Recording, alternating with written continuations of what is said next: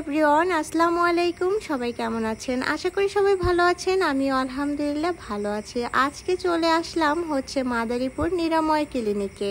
দিনটি ছিল 20শে এপ্রিল। আমার ভাবি হঠাৎ করে অসুস্থ হয়ে পড়ে আর মাদারীপুর নিরাময় ক্লিনিকে তাকে নিয়ে আসা হয়। আমার বাবার বাড়ির সবাই যে কোনো অসুস্থতায় এই নিরাময় ক্লিনিকেই আসে। আমার ভাবি প্রেগনেন্ট, তো আমার ভাবি হঠাৎ করে অসুস্থ হয়ে পড়েছে আর আমার ভাইয়া বলছে যে যত দ্রুত পারিস নিরাময় ক্লিনিকে নিয়ে যা। তো আমরা সবাই মিলে ভাবিকে এখানে নিয়ে আসলাম।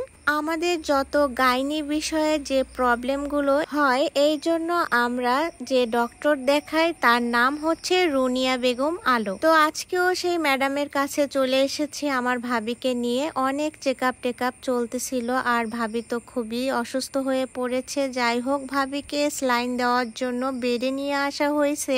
তো আমার কাজ ছিল, এই জন্য ভাবিকে কেবিনে দিয়ে আমি আবার মোস্তফাপুরে চলে গিয়েছিলাম। আর পরদিন সকালে আমরা আবারও নিরাময় ক্লিনিকের উদ্দেশ্যে যাই, কারণ আমাদের মিষ্টি একটা ভাইপো হয়েছে। তো আমার মেজো আপু আমাকে নেওয়ার জন্য মোস্তফাপুরে চলে এসেছিল আর বড় আপু আমার কাছেই ছিল। যাই হোক, মেজো আপু আলাদা রিক্সায় তার যাকে নিয়ে গেছে আর আমরা এদিকে একটা অটো রিজার্ভ করব, এজন্য হেঁটে হেঁটে সিএমবি রাস্তার দিকে যাচ্ছিলাম। তো আমরা অটো রিজার্ভ করে ফেললাম আর এই তো অটোতে উঠে পড়লাম। আর মাঝপথে মেজো আপুর রিক্সা দাঁড়িয়ে গিয়েছিল, আমরা ওদের পার হয়ে চলে আসলাম। এজন্য অনেক চিল্লাপাল্লা করেছিল, বাচ্চা কাচ্চারা মজা করেছিল। আর এই তো নিরাময় ক্লিনিকের সামনে আমরা চলে এসেছি। রুগী দেখতে যাব, রুটি কলা নেব না তাই কখনো হয়? এই জন্য রুগীর জন্য রুটি কলা সব নিয়ে যাচ্ছি। আর মেজো আপুর সামনে মিষ্টি টিষ্টি অনেক কিছুই নিয়েছে। যাই হোক, নিরাময় ক্লিনিকের কথা আরো একটু বলি।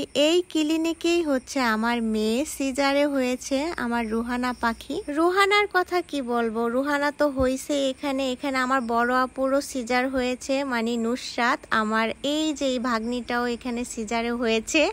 আর আমার আরো একটা ভাগ্নি মানে তাসমিহা, মেজো বোনের বড় মেয়ে, ও এখানে সিজারে হয়েছে। আসলে সবাই ওরা একই জায়গায় আছে, এই জায়গাতেই ওদের জন্ম, মানে ওরা কিন্তু জন্মস্থানে এসেছে। আর আমার ভাইজিটাও কিন্তু এই ক্লিনিকেই হয়েছে। দুঃখজনক ব্যাপার এনআইসিইউতে আছে আমার ভাইপো। ও অনেক অসুস্থ হয়ে পড়েছিল জন্মের সময়, ওকে 1 সপ্তাহ এখানে রাখা হয়েছিল।